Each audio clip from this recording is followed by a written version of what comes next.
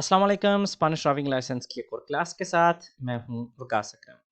दोस्तों, हमारी आज की क्लास होगी अगस्त 2022 के इम्तिहानात में आने वाले क्वेश्चंस के पार्ट नंबर 1 के साथ, जिसमें हम देखेंगे 10 क्वेश्चंस जो कि अगस्त 2022 के ऑफिशियल एग्ज़ाम्स में आए थे।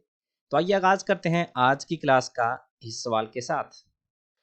क्वेश्चन है, si usted circula por una autovía, आप एक ऑटोबिया पे जा रहे हैं। ऑटोबिया मतलब जो ऑटोपिस्ता और ऑटोबिया वन साइड के जो रोड्स होते हैं उस पे आप जा रहे हैं। a velocidad anormalmente reducida, आपकी स्पीड anormalmente reducida है मतलब बहुत ही कम, समझ लें मिनिमम से भी आप कम पे जा रहे हैं। a causa de una avería, एक खराबी की वजह से, मतलब गाड़ी में कोई खराबी है जिसकी वजह से आपकी इतनी कम स्पीड है। देबेरा, तो आपको क्या करना होगा?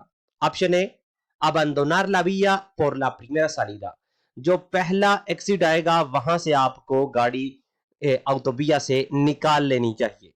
Option B, circular por el arcén hasta llegar al destino elegido, तो आप जो ऑटोबिया का आर्सेन है, जो साइड वाली जगह होती है, यहाँ पे इस हिस्से को आर्सेन कहते हैं, तो आर्सेन पे आप चलेंगे जब तक आप अपनी मंजिल तक नहीं पहुंच सकते।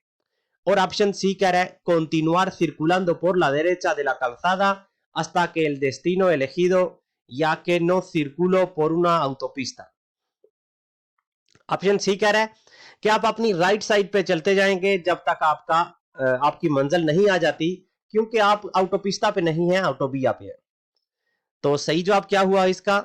सही जवाब है इसका ऑप्शन ए।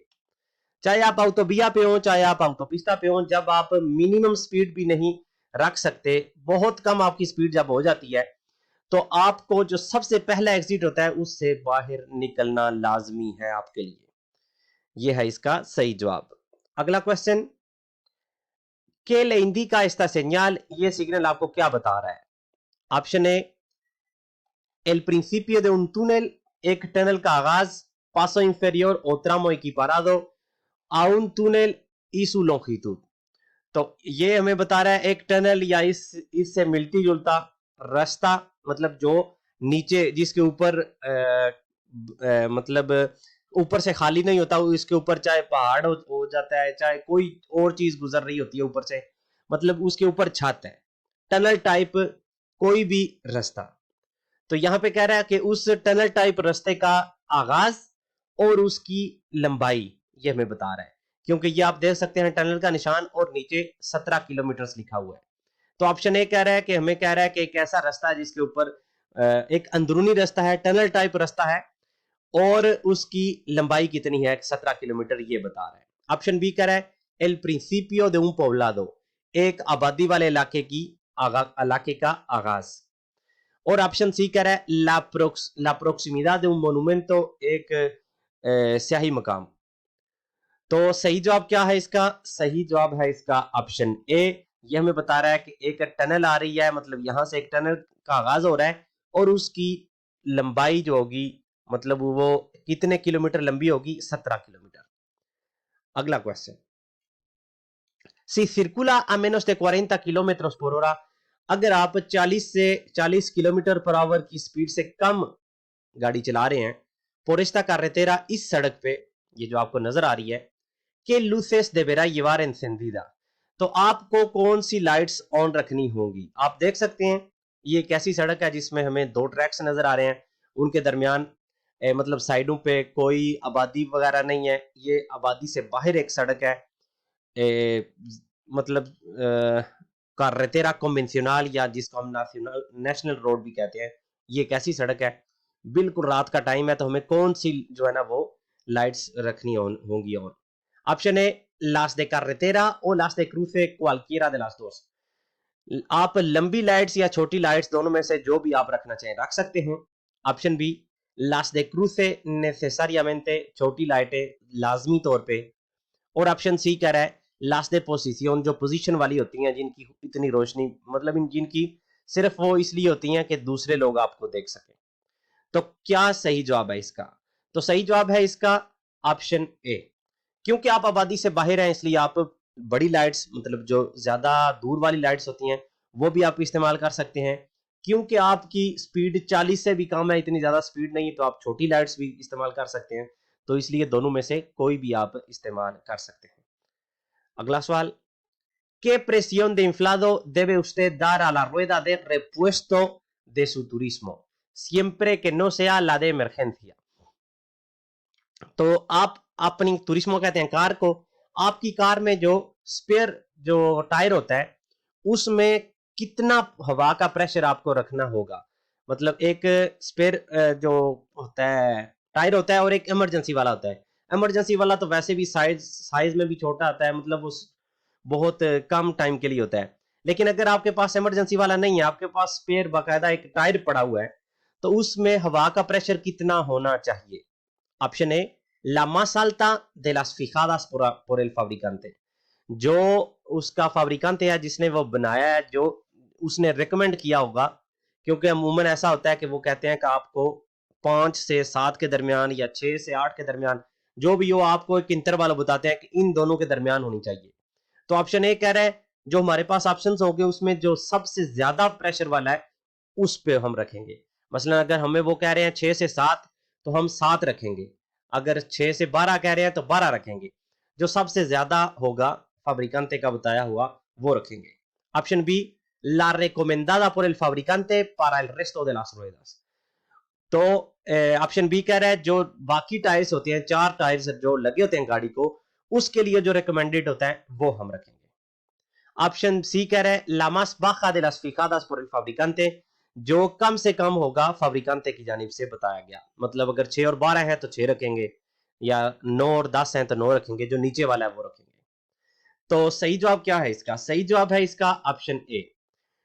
हम उतना प्रेशर हवा का रखेंगे जो उसका fabricante है जिसने ये टायर बनाया हुआ है, जो हमें वो रिकमेंड करता है। दो हिस्से जो रिकमेंड वो करेगा, एक छोटा और एक बड़ा, तो बड़े वाला जो ज्यादा प्रेशर वाला है वो रखेंगे, क्योंकि इस टायर को हमारी गाड़ी में पड़े रहना होता है, तो जिसकी वजह से इसके मतलब प्रेशर आहिस्ता आहिस्ता से कम हो सकता है, तो इसलिए आपने जो मासालता होगा वो रखना है।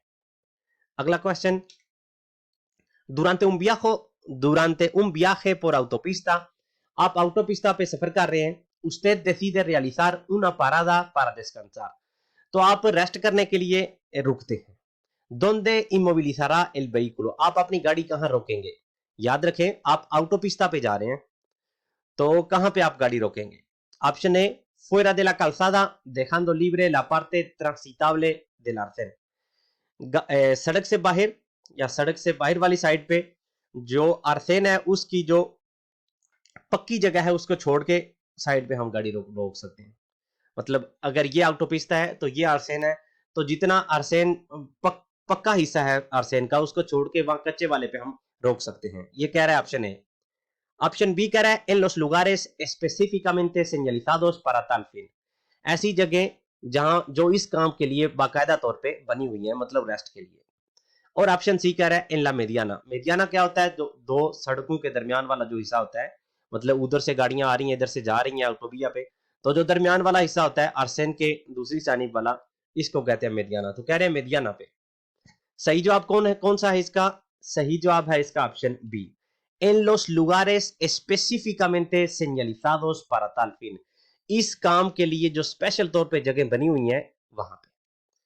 अगला सवाल, si aumentamos la velocidad, अगर हम अपनी स्पीड बढ़ाते हैं, la capacidad de percibir y reaccionar, जो हमारी परसेप्शन की कैपेसिटी है, हमारी जो कुव्वत है कोई भी चीज महसूस करने की या हमारे रिएक्शन की, उसके ऊपर रद्द अमल की, वो हमारी स्पीड, मतलब वो हमारी जो कैपेसिटी है, हमारी जो कुव्वत है, उसको क्या होता है?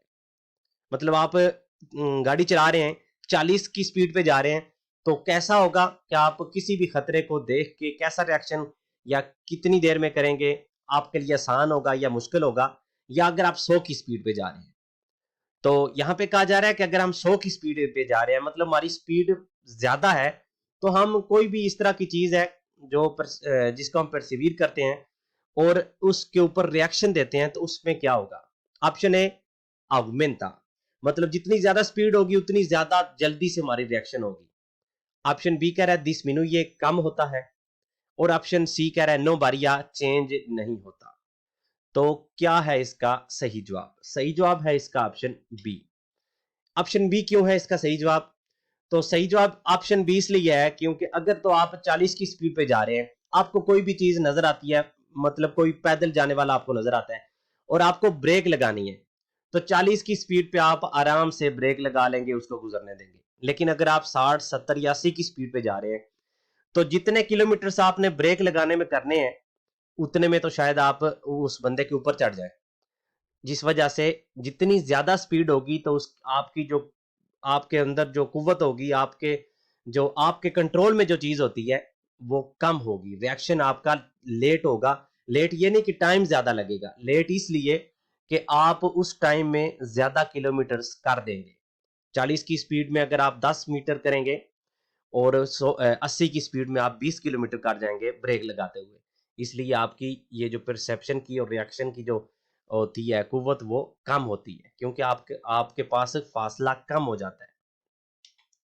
अगला सवाल, ¿cuál es la velocidad máxima que deberán rebasar los vehículos en autopista y autovía cuando discurren dentro de poblado? तो मैक्सिमम स्पीड, ज्यादा से ज्यादा स्पीड गाड़ियों की क्या होगी जब वो ऑटोपिस्ता और ऑटोबिया पे जा रहे हैं और वो ऑटोपिस्ता और ऑटोबिया आबादी वाले इलाके से गुजरता है? ऑप्शन ए कह रहा है 50, ऑप्शन बी कह रहा है 80 और ऑप्शन सी कह रहा है 120। तो इसका सही जवाब है ऑप्शन बी 80। जब कोई भी ऑटोपिस्ता या ऑटोबिया आबादी वाले इलाके से गुजरता है तो मैक्सिमम स्पीड होती है 80। और जो कम से कम स्पीड होती है यहां पे पूछ नहीं रहे, लेकिन वो चेंज नहीं होती, वो वही रहती है, 60 ही रहती है।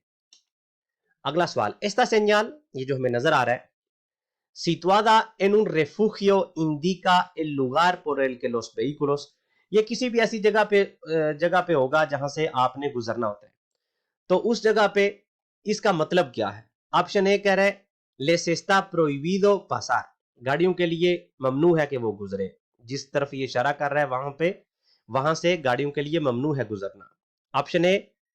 और ऑप्शन बी कह रहा है से लेस रिकमेंडा पासार, और उनको मतलब उनको रिकमेंड किया जा रहा है कि बेहतर है कि आप यहां से गुजरें।